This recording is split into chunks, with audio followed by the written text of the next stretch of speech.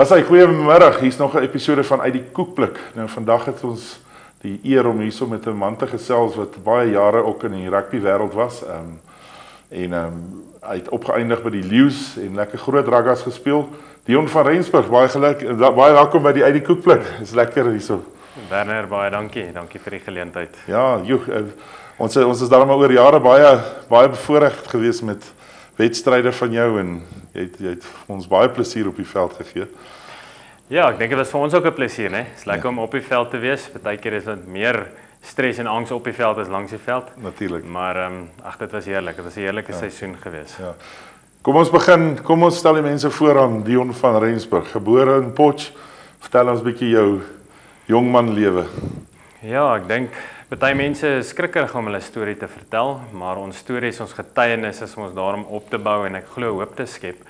So ek is 1982 gebore in Potchefstroom en was daar so eintlik my hele lewe tot ek 29 jaar oud was. So alles het in Potchefstroom gebeur. Ek het daar was in 'n klein laerskooltjie, Hendrik Potgieter, daar in die Suiddorp, wat vir my spesiaal was. Dit was 'n arm area, al die kinderhuiskinders was daar, maar baie lesse daar uitgeleer en as ek dit kan terugvat soontoe, sal ek dit nie verander nie. So ongelukkig die skooltjie bestaan nie meer nie, maar dit is een van daai skole waar ek dink ons het ek kan dalk op my een hand tel hoeveel rugbywedstryde het ek gewen. O, julle meeste verloor daar. Ja, nee, want daar was nie baie wenne gewees nie. En dit is eintlik hoekom deesdae dit vir my so 'n bietjie, ek weet nie, 'n dolk in die hart is as ons kyk waaroor wen op laerskole gaan, maar daaroor sal ons dalk 'n bietjie later praat. Maar ja, uit Potchefstroom uit, daar uit Hoërtegniese skool toe in Potchefstroom en daarso het sport vir my so 'n bietjie verander. Ons het 'n lekker sterk groep gehad. Ouens wat na die tyd rugby gespeel het, Naas Olivier wat fly-off gespeel het vir 'n klomp provinsies. Ja, wonderlike mens. Ons het 'n hele klompie ouens wat na skool nog steeds lekker rugby gespeel het. So dit was in 'n rugby perspektief baie lekker geweest. Ek dink die skool ook, 'n seunskool deesdae. Ek dink Affies is seker die enigste groot seunskool wat daar nog is. Bring iets anders uit. Bring iets anders uit jou uit as 'n seun. En ja, na dit het ek verder studeer op daai tyd was dit die Pikke, dis nou die Noordwes Universiteit. So ons was deel van daai oorgangstydperk ook. En ook net vir my 'n voordeel glo ek, hulle het in die tyd wat ons klaar gemaak het, ek het in 2000 gematrikuleer. 2001, eintlik in 2000 het die Pikke die Rugby Instituut begin. So André Markgraaf hulle het einde 99 2000 die instituut begin. So dit was ons het 'n goeie tyd het ons in die Pikke. Het op die regte tyd ingekom.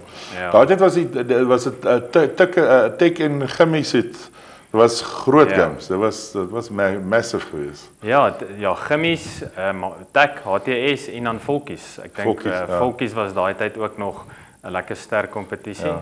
As ons nou teruggaan, dink ek Gimmies en Volkies is maar die twee wat oorbly, waarvan Gimmies ek dink die sterker ene is.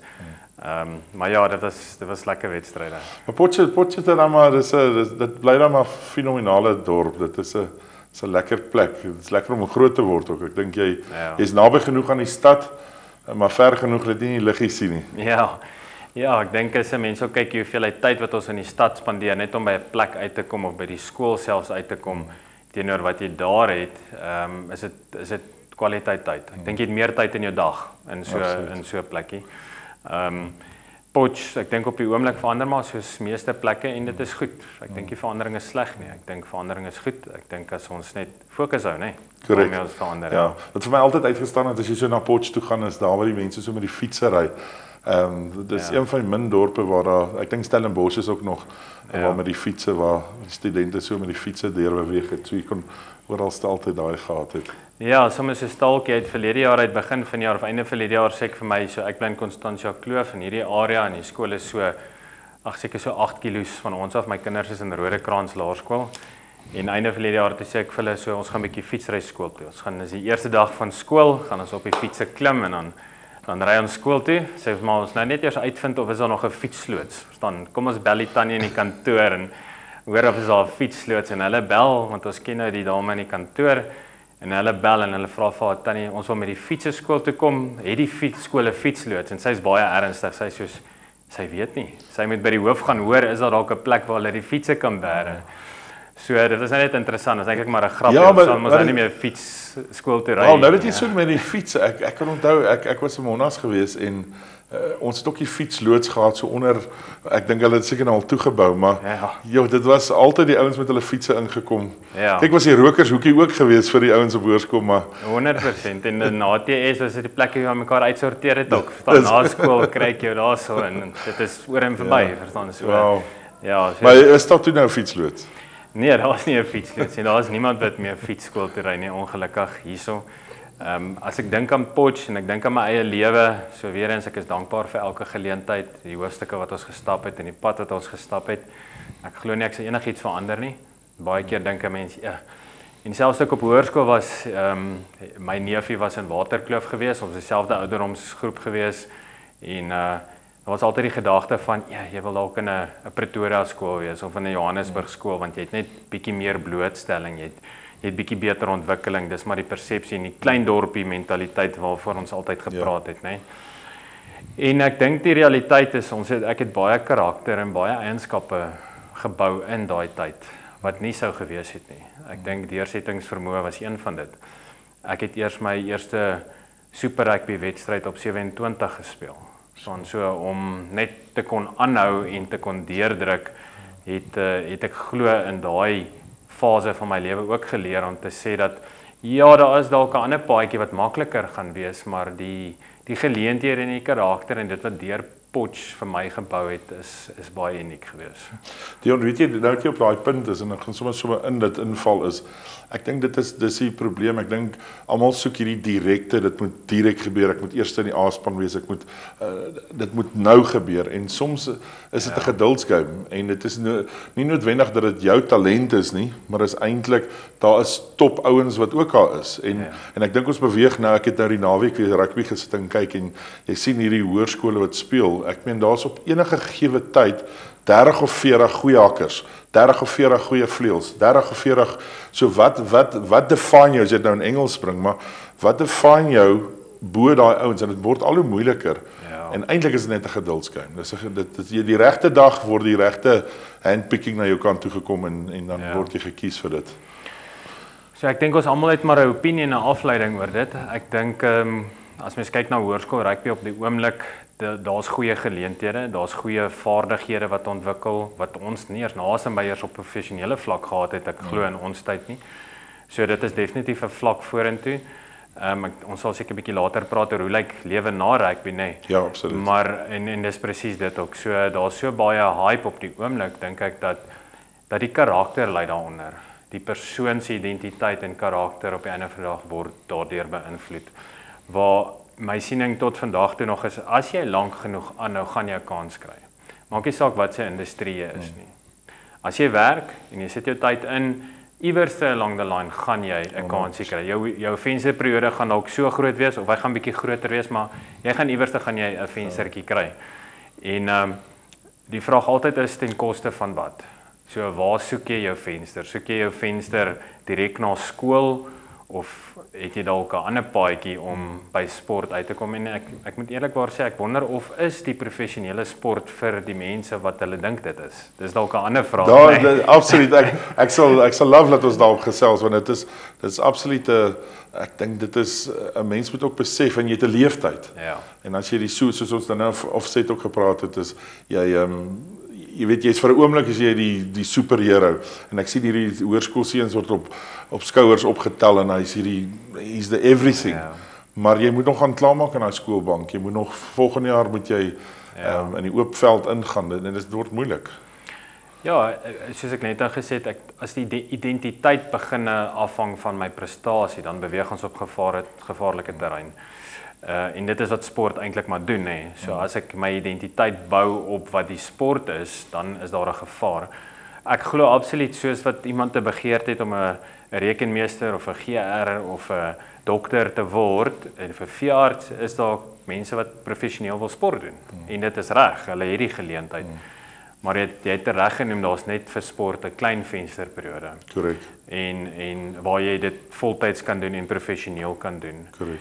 En as ek nie myself voor die tyd reg opsit nie, is die lewe na dit regtig 'n gemors om die mense te sê eintlik. So en ek dink die boodskap wat ons vandag verkoop deur die media is dis all glory and all glamour. Ja, aantekening oomblikke. Ja, maar die realiteit is dit is nie so nie. Daar's oomblikke wat dit goed gaan, daar's lekker samesyn, daar's kameraadskap, daar's vriendskappe wat jy bou. En ons het ook voor die tyd daaroor gepraat. Die oomblik as daai hoofstuk verby is, dan kom jy agter hy's heeltemal verby, want al daai meeste van daai vriendskappe en daai kontakte wat jy opgebou het, verdwyn so vinnig soos wat. Want die ding is mense is in dieselfde rigting. Ja. En ek en jy werk saam na Currybeker, werk saam na goed, ons oefen saam. Maar nou skielik, nou gaan jy hierdie kant toe, jy doen jou werk, ek het 'n gesin, die ou wil nog aanhou speel. So dan is daai kameraadskap breek eintlik op wat 'n ou. Jy sal lief bly vir mekaar, maar jy's nie 100%. Jy gaan nie noodwendig meer dieselfde dink en dieselfde voel nie. Ja, nee, absoluut reg. Ek weer eens om terug te kom tot by Potch. Ek het baie van Potchefstroom gehou. Ek dink waar ek hierdie hoofstuk van my lewe is, kyk ons om dalk weer terug te gaan, veral met kinders wat na hoërskool toe gaan en hoeveelheid tyd wat mense hier spandeer op die pad om net by aktiwiteite uit te kom is nogal 'n uitdaging deesdae, want daar is so baie. Dat ons grootste kommoditeit waarvan almal praat is tyd, né? So as ons tyd het, dan is dit waardevol en ons moet versigtig wees waaraan ons tyd spandeer. Jy het toe by Potch aangegaan na skool. Ja. That's all beautiful stories wat Werner, jy het gevra ek moet 'n paar memorabilia bring. Ek het 'n klomp goed daar by my huis wat ek spesifiek hou van dit, wil ek eintlik van ontslaa raak al, maar 'n hele kas vol net truie en kouse en sulke goeders wat 'n mens dink, maar mense hou dit, né? So hierdie was, en ek wys dit nou so, dis wys hom so op die kamera. Ja, as ons hom so wys. Ja. Ek het so 2 van hulle. As jy nou kyk, hierdie is nog 'n lekker mooiste wapen daarso op. Ja, 'n lekker materiaal trui met 'n semi-mou. Ek weet nie of hy kort of lank is nie, maar hy's 'n semi-mou. En hierdie was ons eerste span truie in TEC gewees, in HTS. Hierdie was 1999 eerste span en die jaar daarna het maar dieselfde gelyk. Ja. En ek het hom die naweek aangetrek. Pas hy nog? Hy pas. Ek sê vir ons het so HTS groep, maar wat nog so 'n WhatsApp groep en ek stuur die foto en ek sê, "Sjoe, hierdie truie was groot." En een nou se kommentaar op Pieter Terblaans was, "Jy het net kleiner geword." So, dis seker ook waar, maar so dit bly uniek. Ek dink as min ouens wat hulle matriektruie eerste van truie nog het. So dit is vir my kosbaar en ek dink as ons so 'n bietjie oor die truie praat, is dit my journey deur rugby. Ek dink dis wat dit mense Ja, wat dit nou soos ons gaan, kom ons bring hom so stukkie in waar jy wil ekstra wys. So jy het toe dan by die Pik aangegaan. Dis in die oorgang waar Pik en Noordwes nou waar die die naamverandering. Die naamverandering, maar toe jy ook met die Varsity en al daai. Ja, so ek het in my matriekjaar, ek was 2000 in matriek, het ek reeds vir die Pik se onder 19 span ook rugby gespeel. So ek het op hoërskool heel agter gespeel. En in my matriekjaar het ek gesê ek gaan nie cricket speel nie. Ek het daai seisoen toe klub rugby gespeel vir die Noordwes Universiteit onder 19.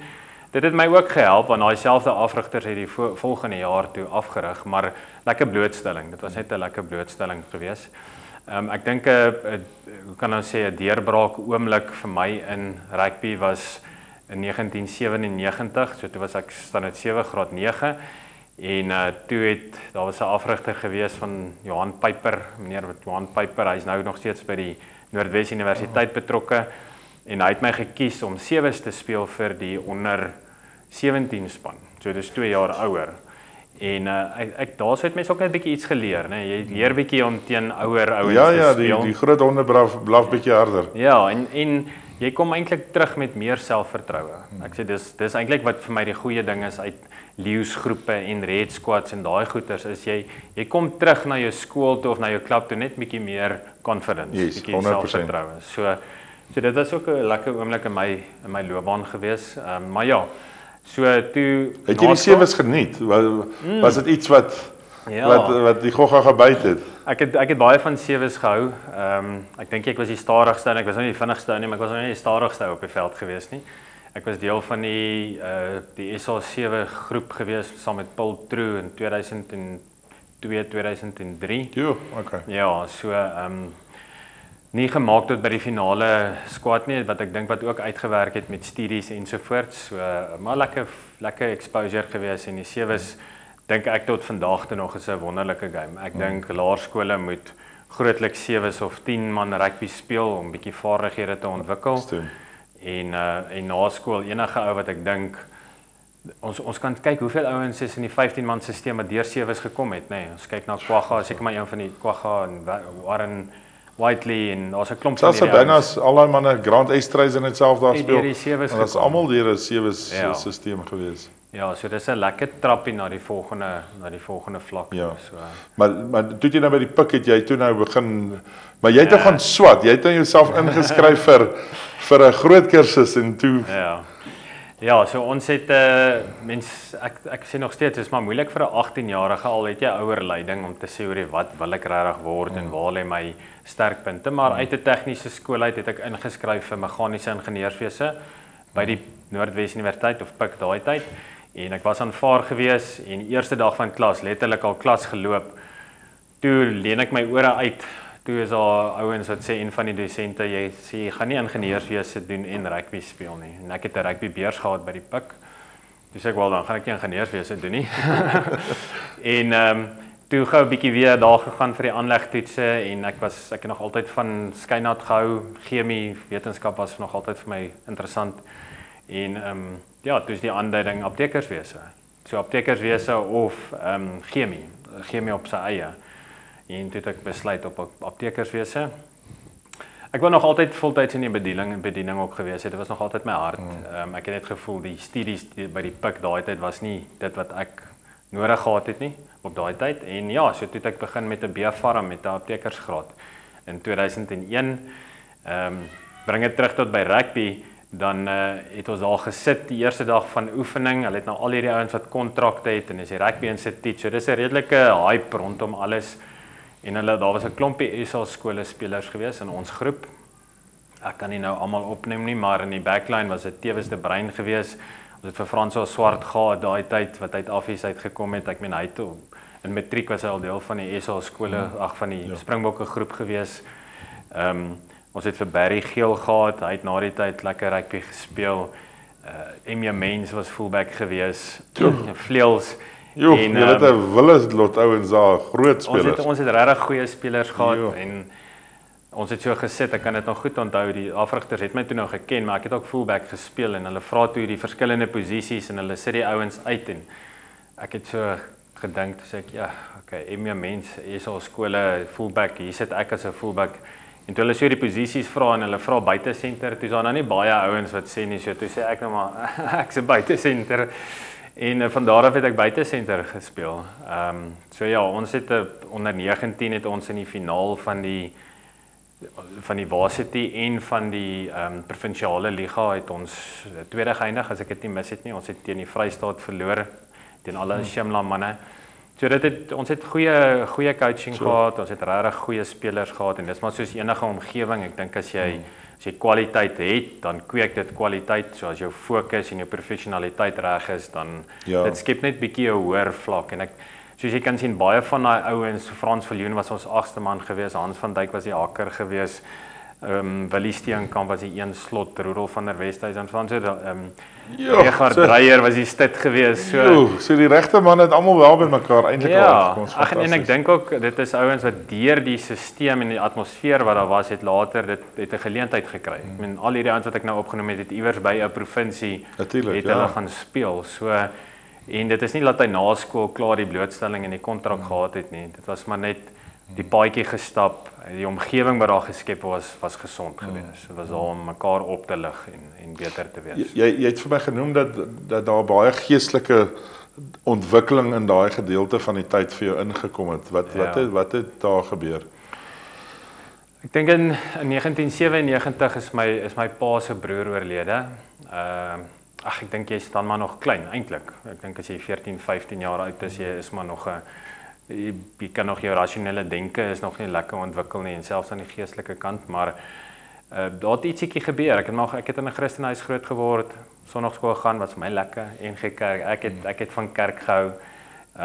Nie net om kerk toe te gaan nie, maar net die belewenis en ek kan nie my vinger op dit sit nie, maar net daai gebeurtenis het ietsiekie my wakker gemaak net en dit gebeur daar's iets wat nou En ek glo nou tot vandag toe nog, ek het nou al hoeveel keer probeer om voltyds in die bediening in te gaan en ek kry dit nie reg nie. Verstaan ek so waar ek nou is en oralste waar ons elke dag beweeg is ons bedieningsveld. Absoluut. Verstaan dit ek het blootstelling en soveel meer mense wat nie in die kerk uitkom nie of wat nie noodwendig die hart verstaan van God nie, net bietjie te deel met dit. So en dit was maar nog altyd my hart deur sport ook. So as mens bietjie met Louis Koen hulle praat en al die ouens wat beweeg in die sport maar met 'n Christelike agtergrond of raamwerk, anker van dit, ja.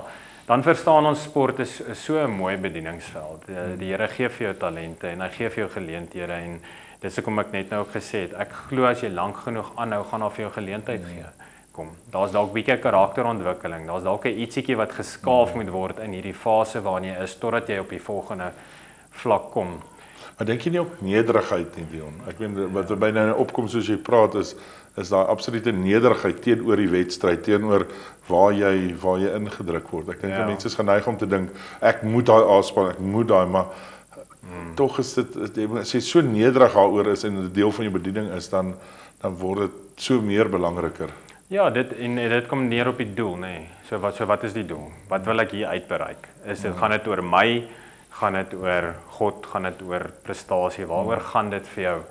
Ek glo as jou fokus reg is, gaan jy baie meer vrede hê, want jy gaan nie hierdie eie doelwitte jaag nie. Ek dink as ons deur die trye gaan met die 2011 Karibeker finaal, is daar 'n mooi getuienis uit dit uit. Maar ja, so net die hart is regtig so waaroor gaan dit. Dit gaan oor God. Hoekom is ons op aarde? Om in 'n verhouding met hom te staan, hom te geniet en hy wil hê dit moet goed gaan met jou. Ek dink dis die boodskap wat ek verlang nie gehoor het nie. Al is ek 'n volger van Jesus, al gaan ek kerk toe, al is ek in die bediening, was die boodskap nie altyd duidelik dat God wil hê dit moet goed gaan met jou nie, want die wêreld skryf jou iets anders. Ja, hy vertel vir jou jy moet sukkel. Hy is 100%, jy moet sukkel. Verhoudings, ek dink die meeste konflik wat ek in verhoudings ervaar het terwyl ek op skool was in die ouerhuis gewees. Met familie, met broers en susters en ooms en tannies en oralste was vir my die hele tyd gevoel hierso is 'n gestryery en 'n bekleierery en dinge wat nie lekker werk nie. En ek het nou later in my lewe het ek besef maar is dit regtig so? Is dit wat God van ons wil hê? En die antwoord is nee. Maar ons almal is individue. Ons almal is anders en ons moet mekaar kan sien vir wie ons Absoluut. is. So, ja. Vertel ons van daai pikke try, jy het nou so mooi met die pikke toe, jy nou pikke toe het jy nou varsity gespeel. Ja. So ouderdomsgewys onder 19, onder 20. Daai jare was daar nie onder 21 nie, so hulle het onder 19, onder 20 liga en toe spring jy oop na die oopspanne toe. So ons het onder 19 het ons tweede geëindig, onder 20 kan ek nie lekker onthou nie eerlikwaar, maar ook goed gedoen. Want 'n paar van die ouens is toe klaar opgetrek na die hoorspanne toe. So onder 20 was daar so 'n bietjie dinamika verandering in die span gewees. En ons het in 2004, so ek het nou nog steeds van die trye ook hierso. Hierdie enetjie, as ek dit nie mis het nie, weer eens jy kan sien hoe groot is hy. Dis 'n materiaaltry en hy Vragies, hy materiaal, en hierdie is dik nogal, hè? Ja. Hulle wou julle maak so daar in die pik. Ons het dis 'n massiewe try hierdie hoor. Ja. Ons het in 2004 het ons daai tyd was dit die Pirates Liga gewen. Ons het teen Pirates gespeel as ek dit nie mis het nie. Ek dink dit was 11:00 die aand hier op Ellis Park. Die wedstryd het so laat geloop. Ek dink ons het die Pirates Grand Challenge. Pirates Grand Challenge, ja. So het ons daai beker gewen in 2004. Ons het die Universiteite beker gewen in 2004 en ons het ook die Club Champs gewen. Daai jaar, ja. So dit was vir die pik. Jacques Swanepoel was ons afrigter gewees. Eben Verster wat nou nog daar is. Hy was die physio en backline afrigter. So dit was ook 'n lekker groot jaar gewees. Ek het myself net onttrek uit provinsiale rugby totdat ek klaar gestudeer het. So dis 'n 4 jaar graad. So 2004 het ek klaar gemaak. Het jy dit net gedoen uit tyd gewys of? Ja, kyk ek dink nie aptekerswese is die maklikste kursus wat daar is nie. Seker nou ook nie die moeilikste nie, maar dit was vir my belangrik om my jare klaar te maak. Ek wou nie vakke oordra en so nie. En die finale jaar was maar 'n baie werk gewees en dit was bloot maar vir tyd om te sê. Maar jy hoe sê hulle die lekker kry, klaar kry, graad kry, wat is dit? Ja, fantasties. So toe jy nou volledige gekwalifiseerde apteker. Ja, so jy's die graad is 'n 4 jaar graad en dan jy moes in jou tyd 400 ure gewerk het in 'n apteek, blootstelling hê. En dan het jy 'n locum jaar en jy het 'n gemeenskaplike jaar, gemeenskapsdiensjaar. So die locum jaar het ek vervang, jy kan of nagraad studeer of jy kan jou locum jaar doen en in jou nagraad met ure werk. So ek het nagraadse meestersgraad gedoen in farmaseutika.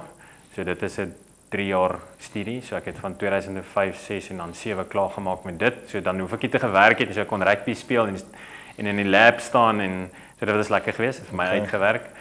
En 2 jaar gemeenskapsdiens en gelukkig het hulle my in Potch geplaas. Ek was by Witstrand Hospitaal net daar buite Potchefstroom geweest.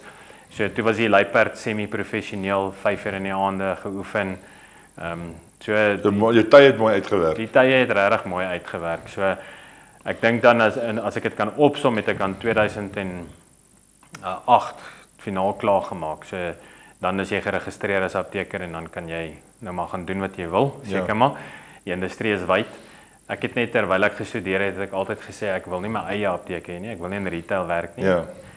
Paar jaar later het ek toe nou my eie apteek gehad en daarby sal ons seker nou kom as ons 'n bietjie vinniger praat, maar ja, so die graad klaar gekry, maar intussen die hart was maar nog altyd ek het gehou van rugby. Dit was net vir my lekker. Dit was nie vir my ek weet nie mense moet seker maar afgod definieer, nee, dis vir jou as dit vir jou belangriker as God is, maar ek dink ek het regtig van rugby gehou. Ek het gehou van die liggaam, ek het gehou daarvan om te sê, "Hey, hoeveel kan ek uit hierdie liggaam uit kry?"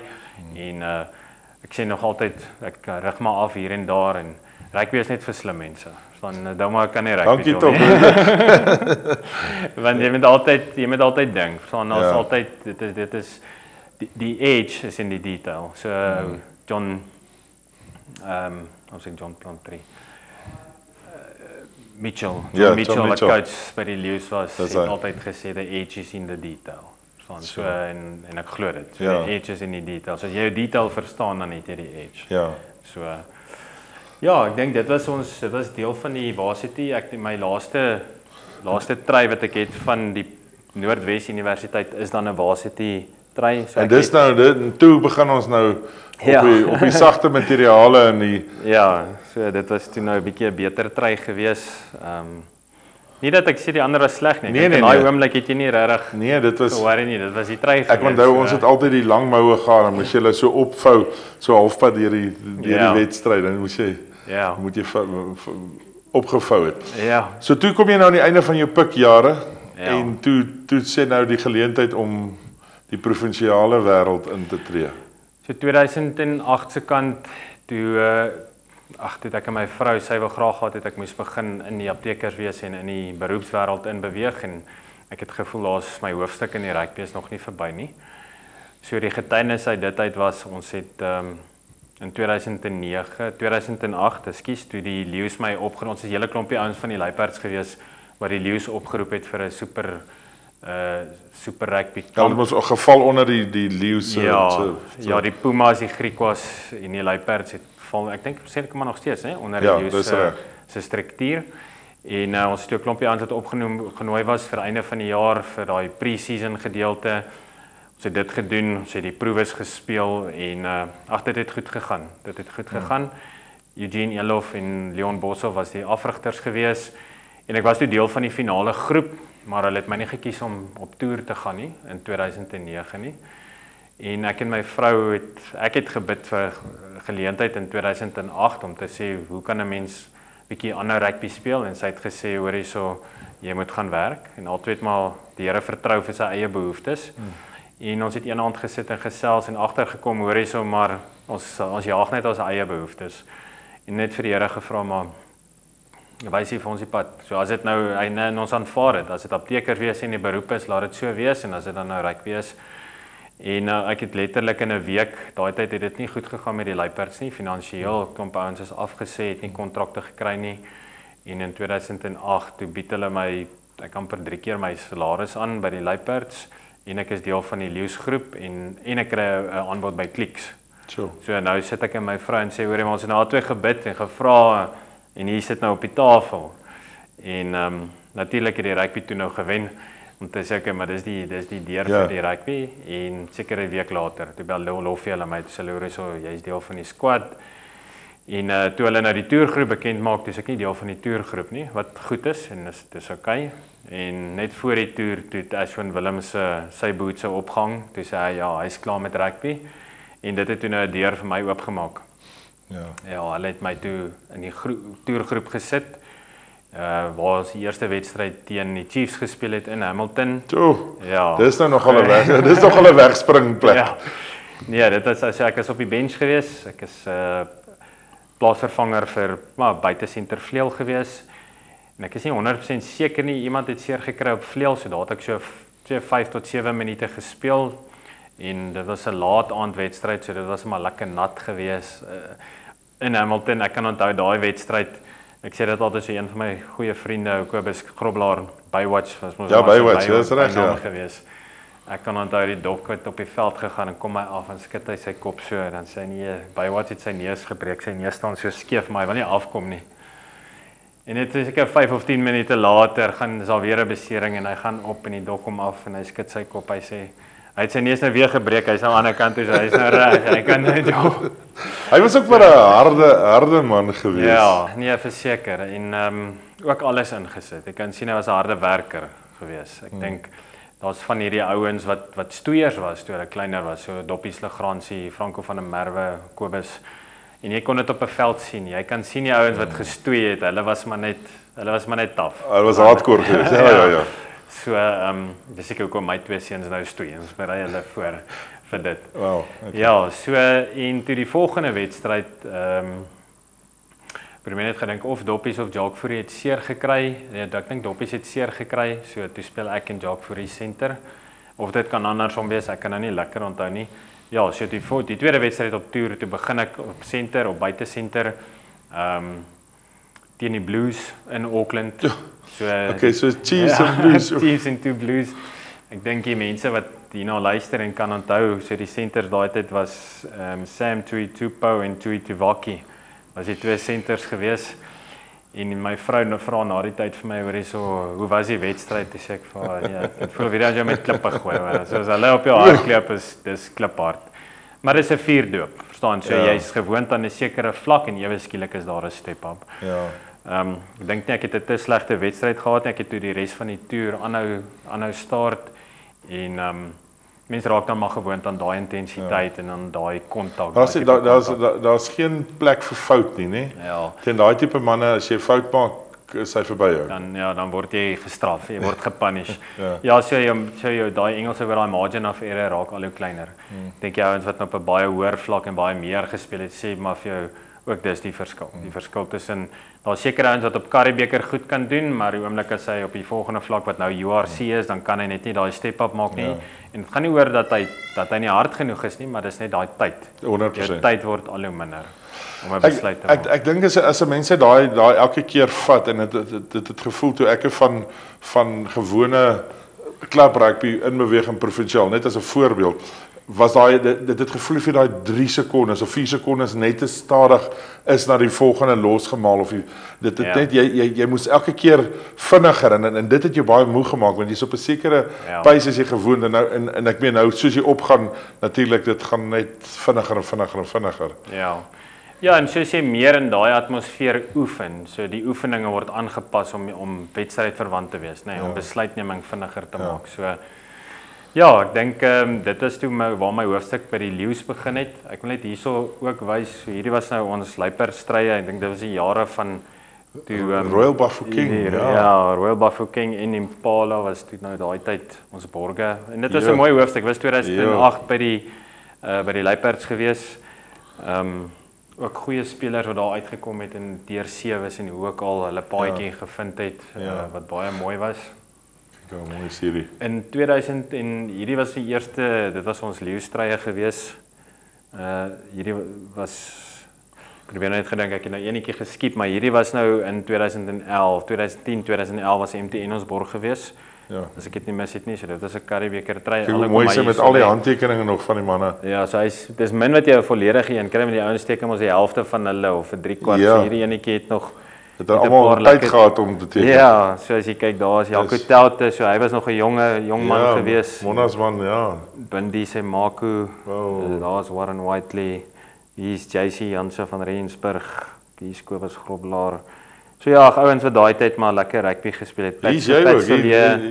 Ja, daar's die jong van Rensburg. Fantasties, ja. Ja, Derek Mini, so ja.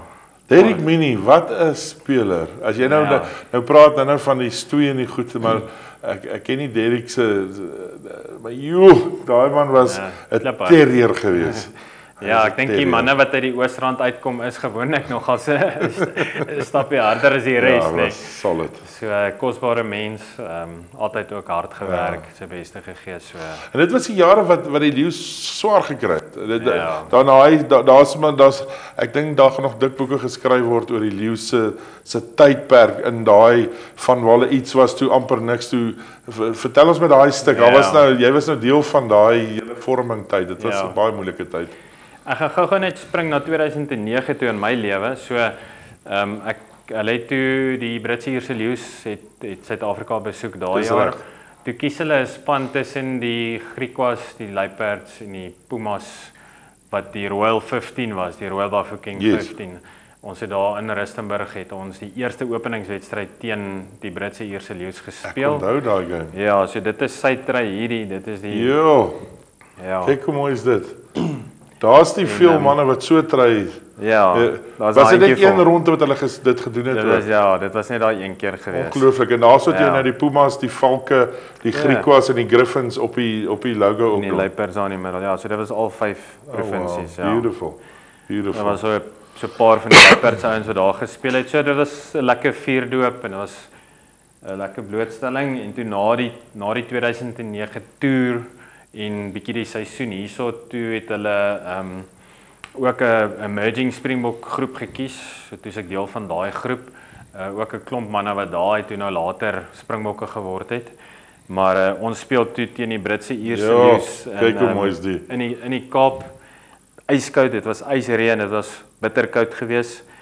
Ons het toe gelyk op gespeel teen hulle. Willem de Waal het daai laaste strafskop so van die lyn af oorgeskop.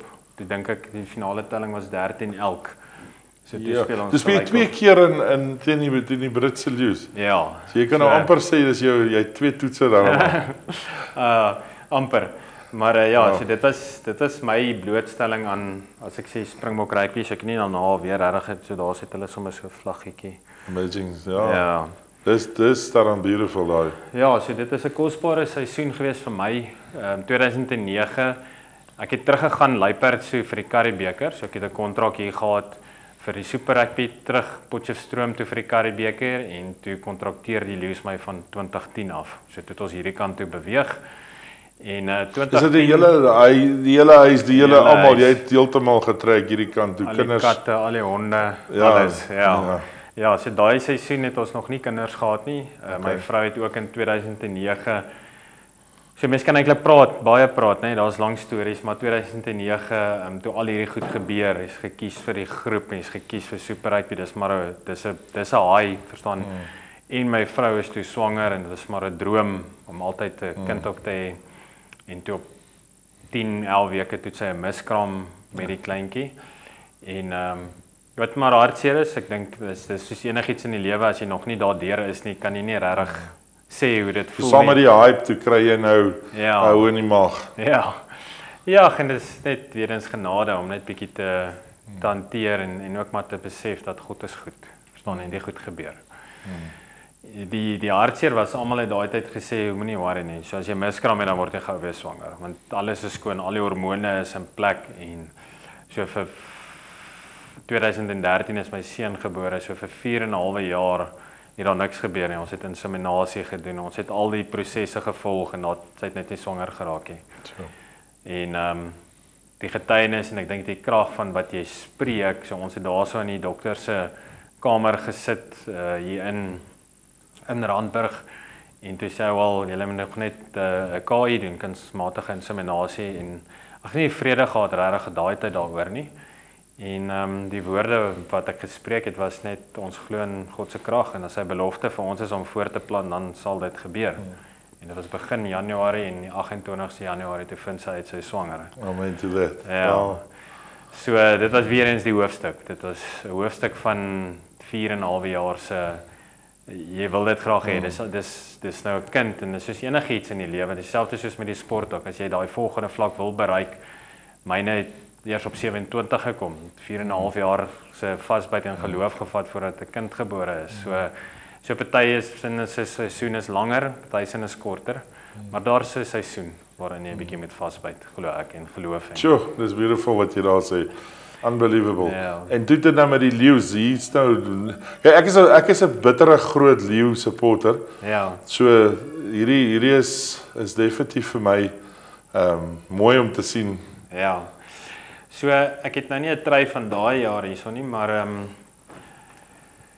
maar jy het so tussen vleuel en senter beweeg, Dion. Ja, so ek het as 'n senter leeu's toe gekom.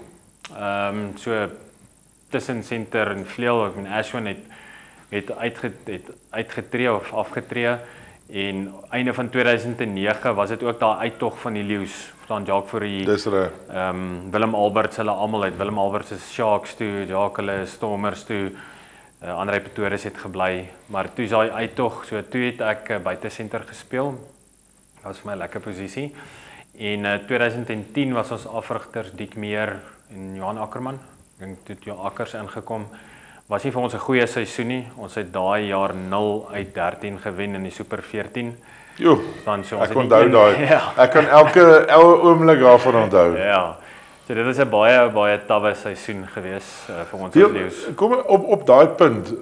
Hoe motiveer jy jouself? Want ek meen dit is baie maklik om 'n span regop te hou wanneer dit goed gaan. Ek sê altyd dis die maklikste ek rig self dis maklik om 'n span af te rig as alles goed gaan. Ja. En almal klap hande aan die kant en alles is goed, maar en ons almal gaan daardeur. Ja. En skielik en dit is nie dat dit was nie 'n slegte span nie. Ja. Dit was net die oppositie was sterk en daar dinge ook net nie na julle kant toe gekom in daai seisoen nie, maar hoe lig jy span op? Hoe staan almal die volgende dag op en 13 verlore verder en smaal ons nog steeds en ons maak groep? Ja. Dit is 'n moeilike antwoord. Ek dink as 'n mens nou moet sê wat daai tyd gebeur het, kan mens nie regtig onthou nie en ek kan vir jou die boek antwoord gee, maar die boek antwoord is nie altyd die realistiese antwoord nie. Die groot ding wat ons maar deur die proses geleer het en wat ek geleer het is net next step. So wat is my volgende stap wat ek moet doen om myself reg te kry? Wat is die volgende stap vir die span om homself reg te kry? Wat is die volgende stap vir die afrigter om homself reg te kry?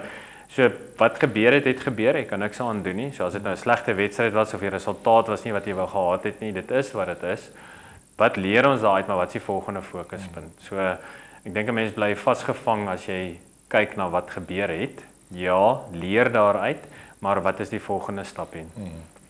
En ek dink as jy net op jou next step kan fokus en dit goed doen, dan gaan die resultaat van self kom. So die antwoord in daai seisoen kan ek nie vir jou sê nie. Dit was maar 'n sombere gemoed geweest. Dit was nie lekker geweest nie.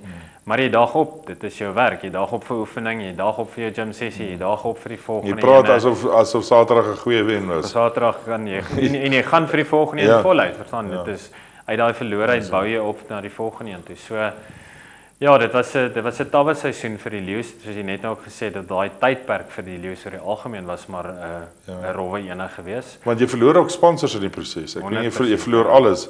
Jy verloor toeskouers, jy verloor sponsors, jy's verloor jou vriende begin almal uitkyk na ander provinsies. Ja. Dit is 'n baie slegte ding wanneer dit gebeur. So ek sê dis baie moeilike plek. En in die publiek ook maar. Verstaan jy, is nou maar ongelukkig rugby is in die publiek, so die couch coaches. Ja. Hulle Ja, so 2010 se Karibebeker het beter gegaan. Ek glo ek kan nie regtig nie onthou wat daar gebeur het nie, maar dit was 'n beter seisoen.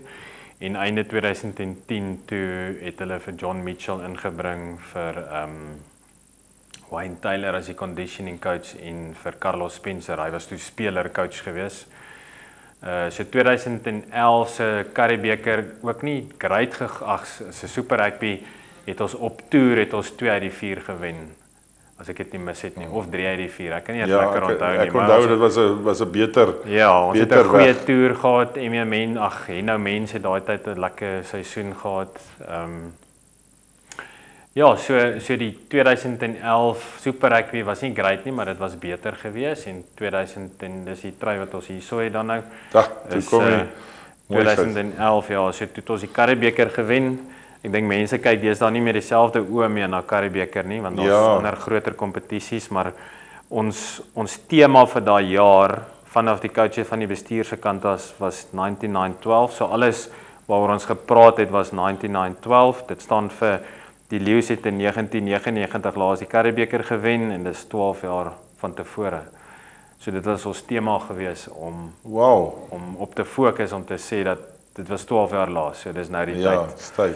En ons het selfs in die begin van daai Karibebeker seisoen het ons 'n foto geneem op die veld met 'n beker om te sê hierdie is ons seisoen.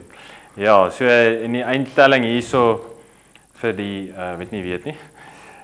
So ons het teen die Sharks in die finaal gespeel 42-16 en die Sharks het hulle sterkste span daar ingegooi. Ja.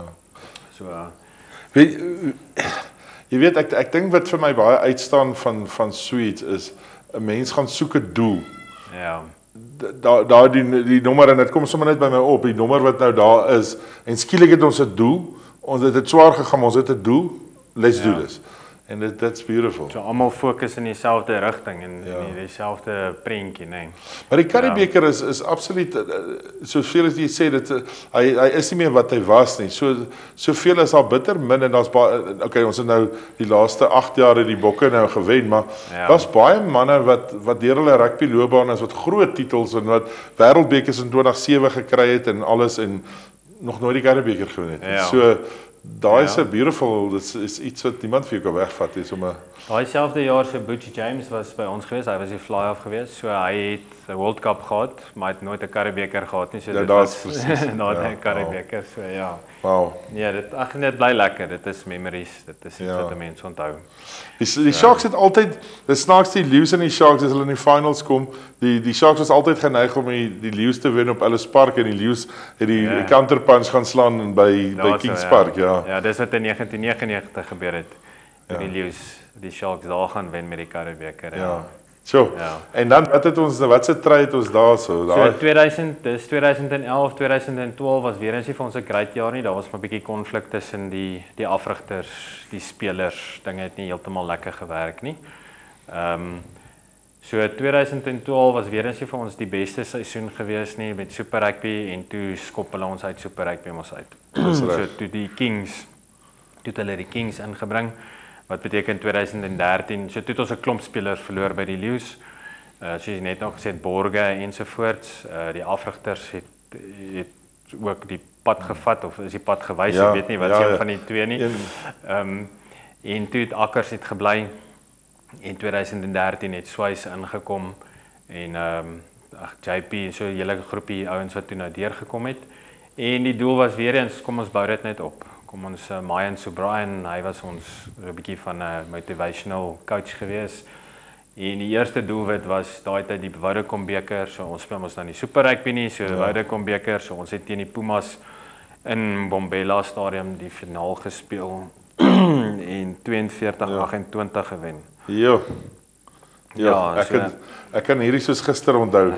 Ek het kom nou op Ellis Park daai tyd toe die Lions uitgeskop is, ons gaan kyk 'n wedstryd en ek kan nog onthou hoe erg dit was om buite om te stap. Daar's nie eens 'n Coke stand of 'n bier stand of 'n kos stand oop nie. Dit is sommer so leeg en jy kan gaan sit waar jy wil.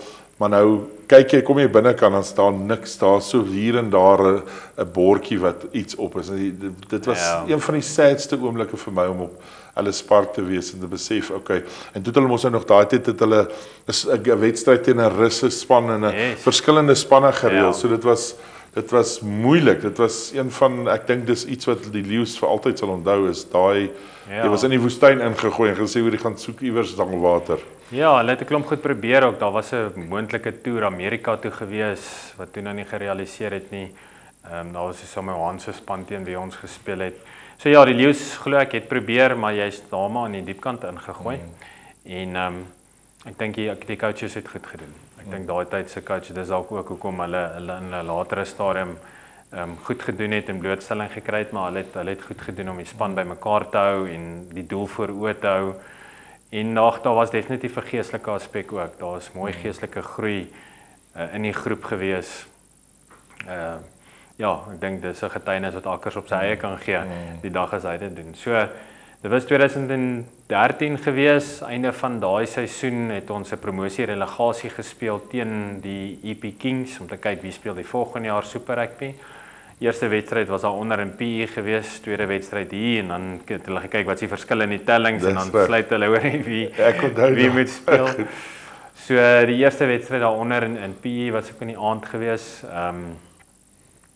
Ek het my fibula het ek al 2 keer gebreek in my loopbaan. So hulle het 'n plaat ingesit en in daai wedstryd daar was 'n hoe kan ek sê 'n hoogtepunt in die wedstryd waar Ronnie Cook het deurgebreek tot op die doellyn. So toe tackle ek hom uit en Franco, toe sit nie 'n 3 nie en seker 5 minute later toe val 'n ou op my been. So toe breek ek weer my fibula in die game. Op dieselfde plek. Op dieselfde plek. Ja, wel dit vind ons toe na die tyd uit, maar ek het toe nie die wedstryd klaar gemaak nie. En ons het daai wedstryd gewen met 'n paar punte. Ek kan nie eens onthou nie 2 of 3 of 4. Dit was nie ver nie. En toe die volgende week met die wedstryd hier, toe het hulle gelyk opgespeel as ek dit nie mis het nie. So met die gevolg is toe die Lions nou weer teruggepromoveer in Super Rugby. En daai Curriebeeker 2013 Curriebeeker het ek nie baie rugby gespeel nie as gevolg van die besering. Hulle het toe net die plaat uitgehaal en 'n groter plaat ingesit. En ja, 2014 was my laaste Super Rugby jaar. Ek het toe ek by die Pik gespeel het ek 'n oop ontwrigting op my vinger gehad. En met die gevolg is met artritis oor tyd het die krag in my hande net begin verdwyn. So ek kan nie meer 'n dumbbell optel nie.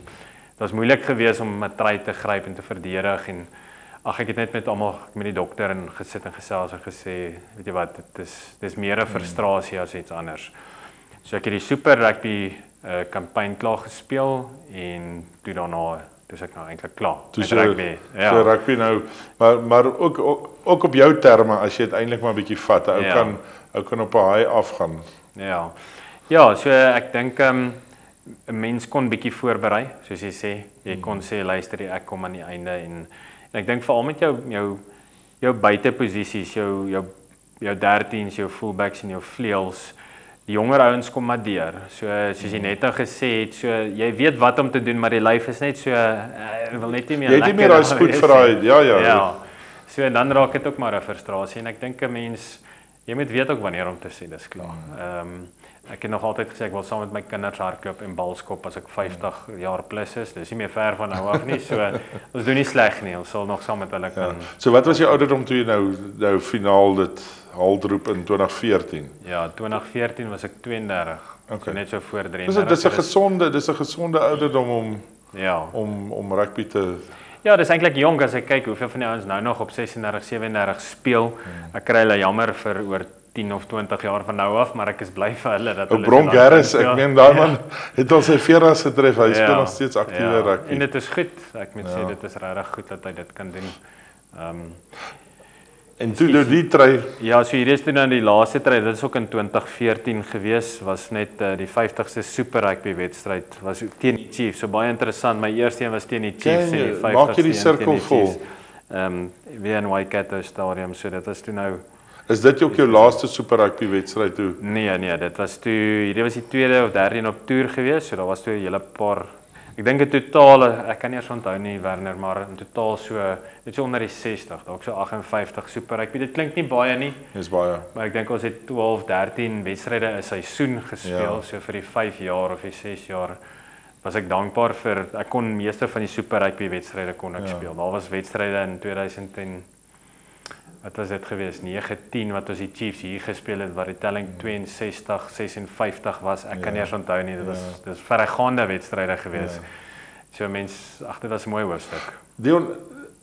Die jaar wat jy nou na dit is en ou is nou klaar en jy het nou hand geskit.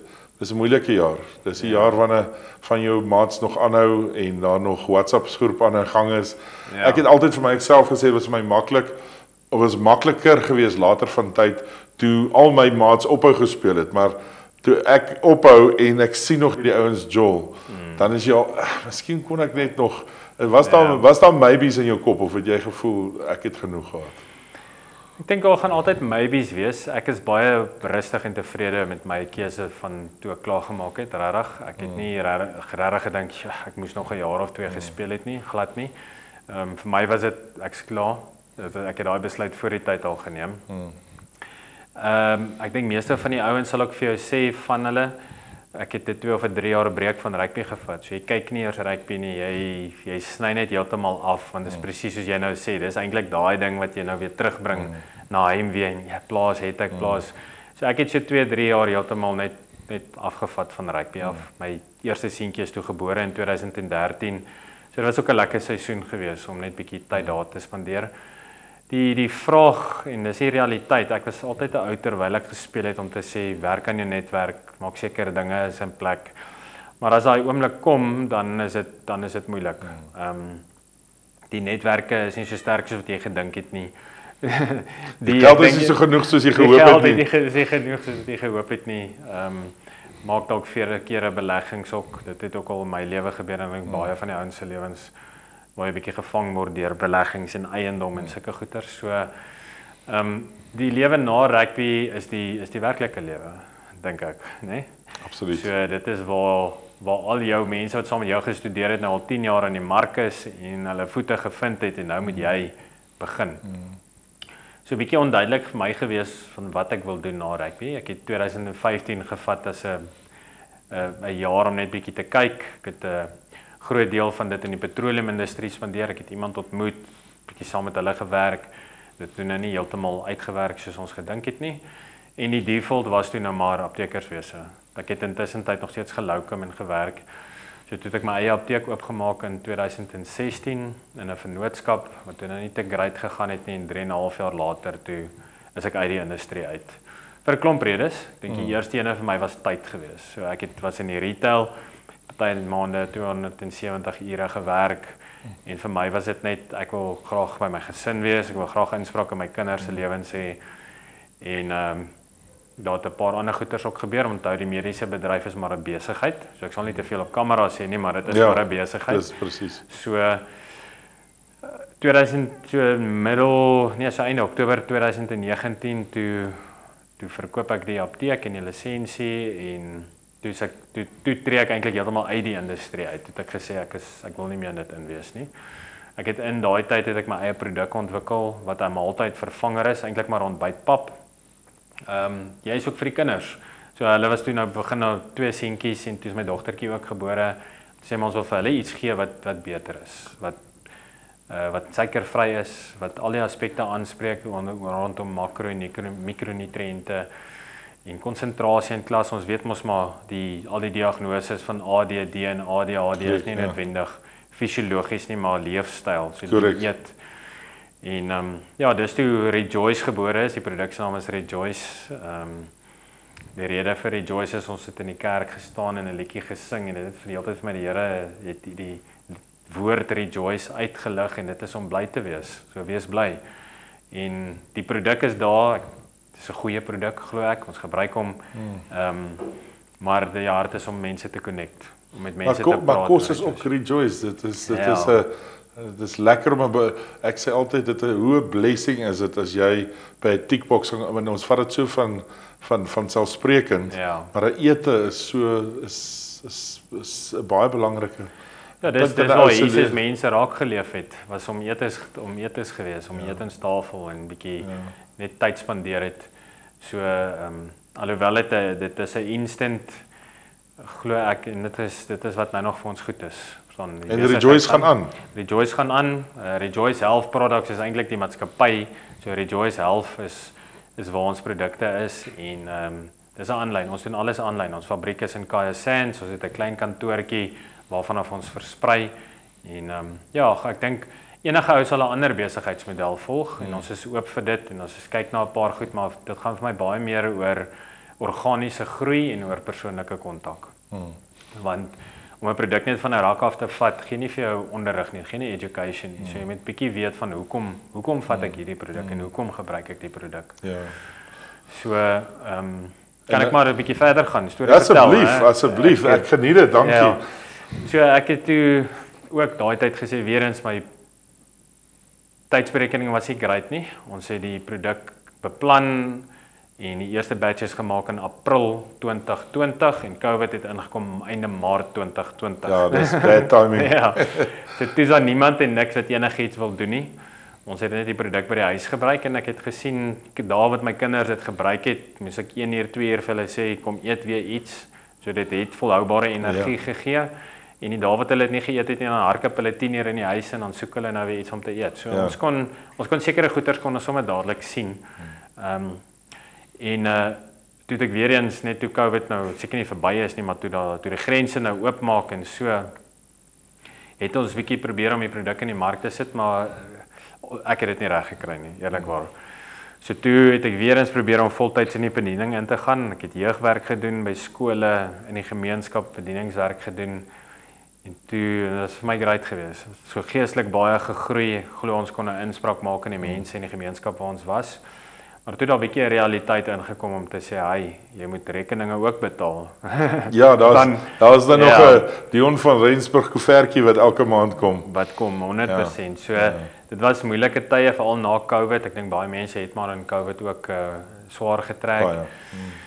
So toe het ek nie gesoek vir iets nie. Ek het my studies begin ook, my teologiese studies begin en ek het die Facebook oopgemaak. Ek is baie op Facebook nie, soos jy weet, ek het gesukkel om jou te antwoord, so ek is nie baie op 'n foon nie.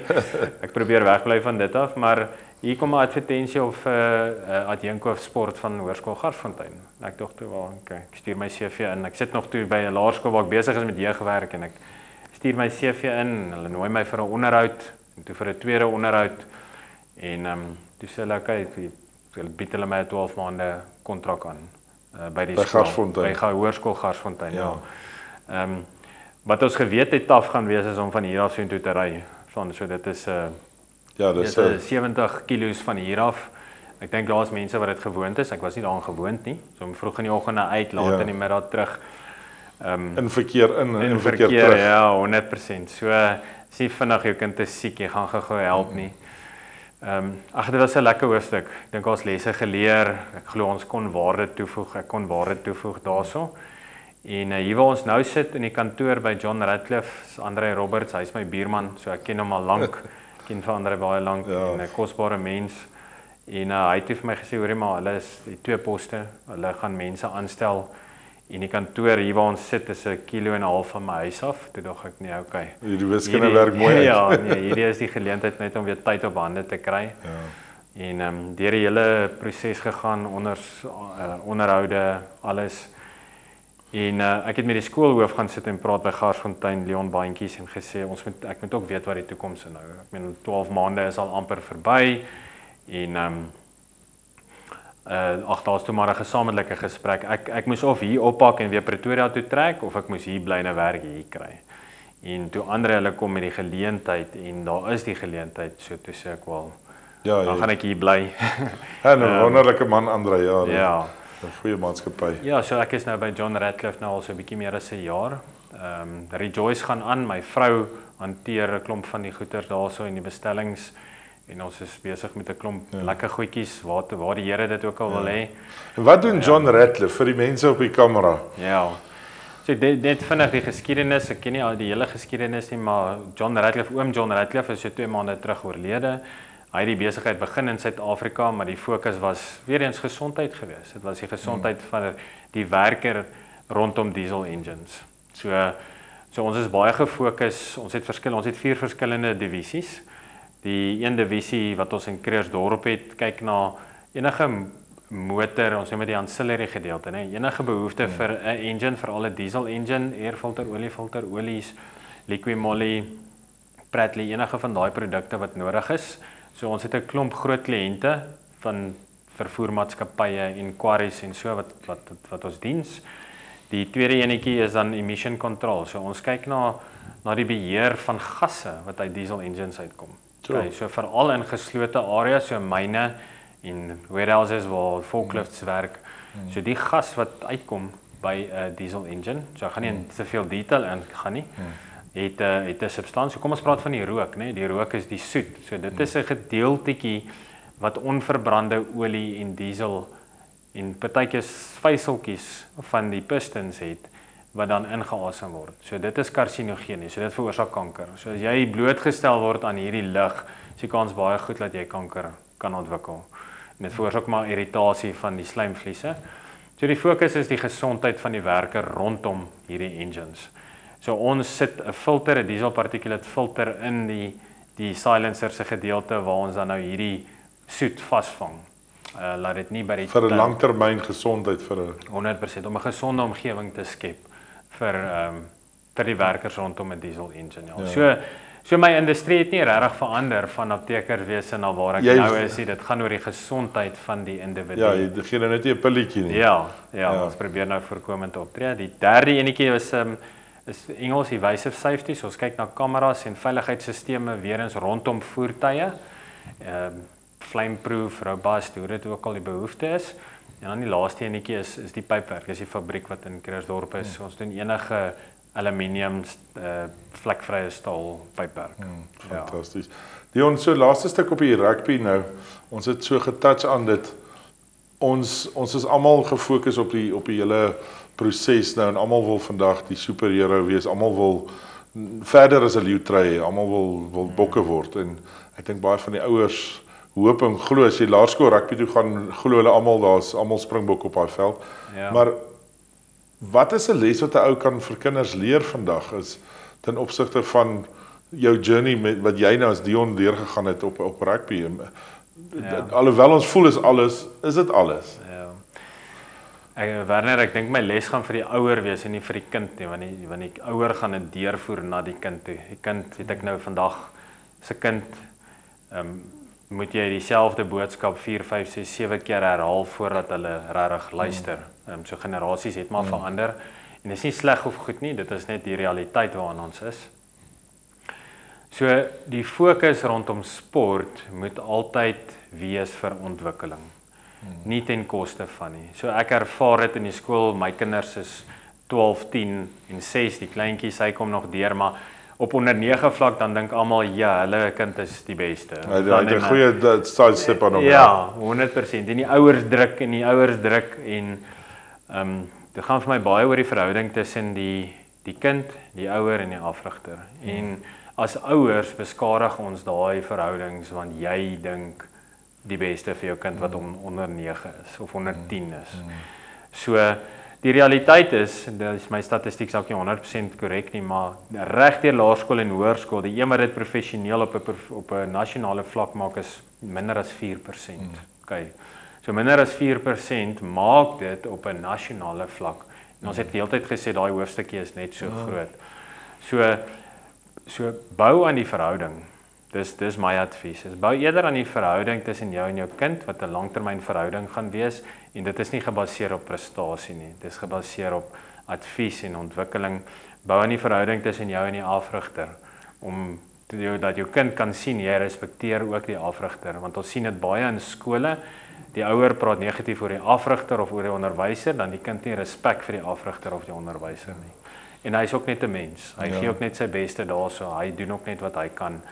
So my gevaar Werner op hierdie oomblik en ek het heelwat te doen met laerskole sport op die oomblik en toe ek by Garsfontein was dit hoërskole is die gevaartekens van identiteit.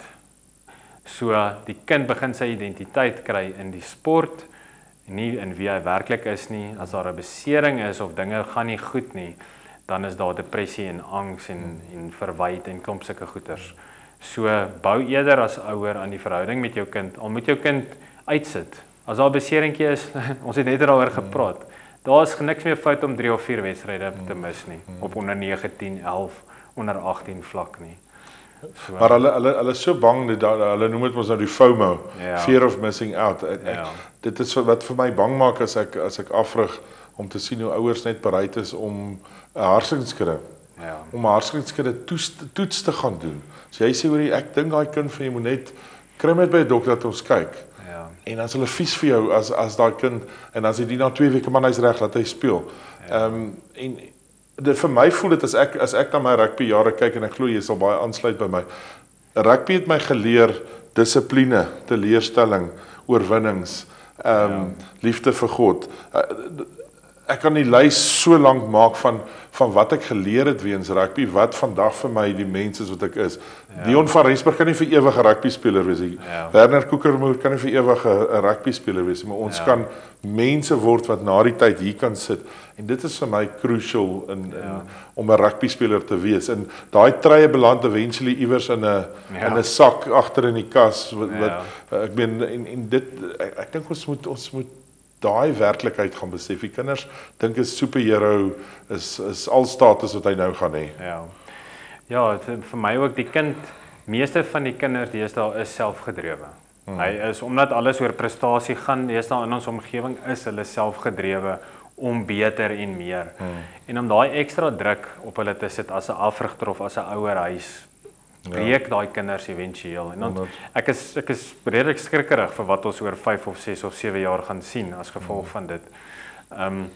Definitief ontwikkeling is vir my die belangrikste, maar ook ek's 'n baie groot voorstander vir multisport. So 'n rukkie terug, seker 4-5 maande terug was daar op ek dink News24 het hulle analise gedoen om te kyk ons huidige Springbokgroep, waar kom hulle vandaan? Uit watter kom uit die superskole uit en watter kom uit klein areas uit en my statistiek is nie akkuraat nie, maar 8 spelers kom uit superskole uit. Die res kom uit klein provinsies uit en die afleiding wat ek daaruit maak in die opsomming is dat daai kind moes in daai skool alles doen. Hy moes tennis speel, hy moes atletiek doen, moes rugby doen, moes cricket doen. Ja, 100%. Presies wat jy gedoen het. Want daar was 'n seisoen vir alles gewees. Nou hardloop rugby van begin van die jaar tot einde van die jaar vir 'n laerskoolkind. So laat jou kind al die sporte doen wat hulle kan binne hulle akademie. Dit bly mos nou nommer 1, né? So laat hulle al die blootstelling kry wat hulle kan en laat hulle kind wees. Want cricket en tennis en ek druk dit op my kinders gaan doen kultuur, gaan wees deel van die kiesgroep vir alles daarso. En selfs op hoërskole ook, Werner. Ek dink hoërskole maak dit bietjie moeiliker met seisoengebonde, maar ek glo nog steeds 'n kind, jy het een geleentheid om kind te wees.